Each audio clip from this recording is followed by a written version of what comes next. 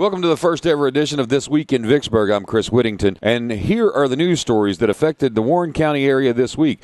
Let's start off with a national story. A lot of people love the President Jimmy Carter. Well, Jimmy Carter announced this week that he had liver surgery recently, and that revealed that a cancer that he had spread to other parts of his body. Carter says he'll be rearranging his schedule to seek treatment for the cancer. So no more building habitat houses for the 90-year-old former president. Early in the week, just prior to Vicksburg Daily News relaunching, former Warren Central honor student Jalen Young and her reported husband Mohammed Daklala were arrested just before boarding a flight to Istanbul, Turkey, reportedly to join ISIS. An FBI affidavit says both Young and Daklala, who were residing in Starkville, Mississippi, left letters for their parents saying they would never return. Both were denied bail and faced charges of conspiracy and attempt to provide material support to ISIS. The couple could spend a possible 20 years in prison. Vicksburg Daily News relaunched on Wednesday morning with a story about a house fire on Blake Drive. The residents, Pete and Betty Toten, were not at home at the time of the fire and no one was injured. The home is a total loss. The other big story in town this week was the vandalism of 51 cars. The Warren County Sheriff's Department took 36 reports of cars having their windows shot out by BB or pellet guns.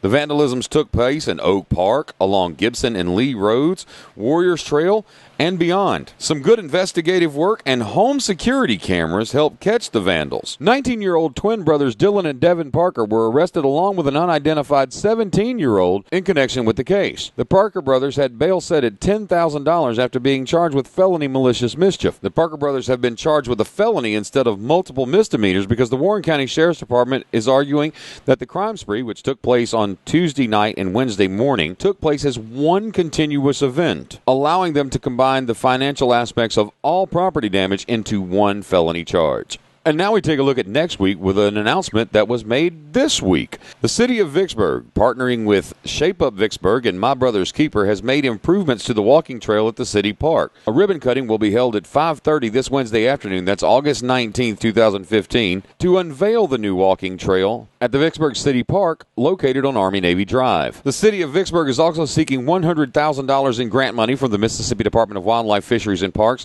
and $30,000 in grant money from My Brother's Keeper to make walking trail improvements at Hall's Ferry Park. Along with the city's matching funds of $41,900, that project could total nearly $172,000.